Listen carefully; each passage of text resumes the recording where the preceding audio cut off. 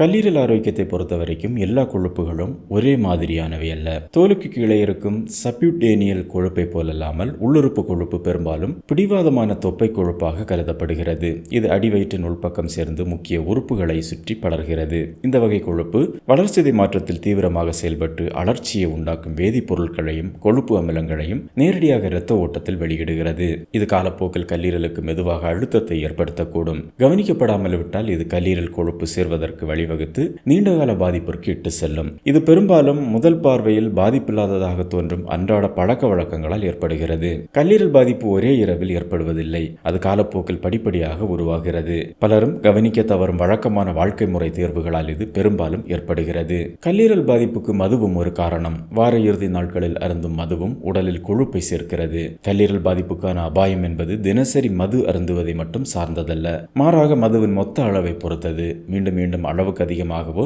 அல்லது வார இறுதி நாட்களிலோ மது அருந்துவது காலப்போக்கில் கல்லீரல் செல்களில் கொழுப்பு சேர்வதற்கு வழிவகுக்கும். கல்லீரல் பாதிப்புக்கான அபாயம் என்பது தினசரி பயன்பாட்டை மட்டும் சார்ந்ததல்ல, மாறாக மதுவின் மொத்த அளவு மற்றும் அது அருந்தப்படும் முறையை சார்ந்தது. மீண்டும் மீண்டும் அளவுக்கு அதிகமாகவோ அல்லது வார இறுதி நாட்களிலோ மது அருந்துவது கல்லீரல் செல்களில் கொழுப்பு சேர்வதை ஊக்குவிக்கும். மதுவின் வளர்சிதை மாற்றம் NADH அளவை அதிகரித்து கொழுப்பு சிதைவை தடுத்து ட்ரைகிளிசரைடு சேமிப்பிற்கு சாதகமாக அமைகிறது. மேலும் இது ஆக்சிஜனேற்ற அழுத்தம் மற்றும் அழற்சி சமிஞ்சைகளையும் அதிகரிக்கிறது. சர்க்கரை பானங்களும் கல்லீரல் கொழுப்பை அதிகரிக்கின்றன.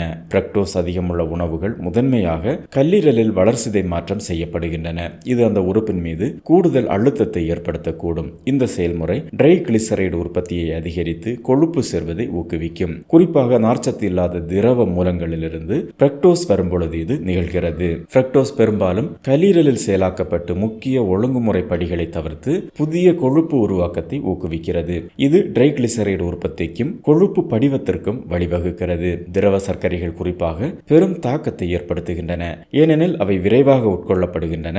உறிஞ்சுதலை மெதுவாக்கும் நார்ச்சத்து அதில் இல்லை. அதிகப்படியாக பதப்படுத்தப்பட்ட உணவுகள் அழற்சியை ஊக்குவிக்கின்றன. இந்த உணவுகளை அதிகமாக உட்கொள்வது கொழுப்பு கல்லீரல், இன்சுலின் எதிர்ப்பு அதிகரிப்பு மற்றும் வளர்சிதை மாற்ற நோய்க்குறி ஆகியவற்றுடன் நெருங்கிய தொடர்புடையது. இந்த உணவுகள் அதிக கலோரி அடர்த்தி கொண்டவையாகவும் ஊட்டச்சத்து குறைவாகவும் இருக்கின்றன. இது பசியை அதிகப்படுத்தும், மேலும் காலப்போக்கில் அழற்சியை ஊக்குவிக்கும். இந்த உணவுகள் பெரும்பாலும் அதிகப்படியான கலோரி உட்கொள்ளல், மோசமான ஊட்டச்சத்து சமநிலை மற்றும் குடல் கல்லீரல் அச்சு அழற்சி ஆகியவற்றை தூண்டுகிறது. இவை அனைத்தும் கல்லீரலில் கொழுப்பு படிவதற்கும் நாள்பட்ட லேசான அழற்சிக்கும் பங்களிக்கின்றன.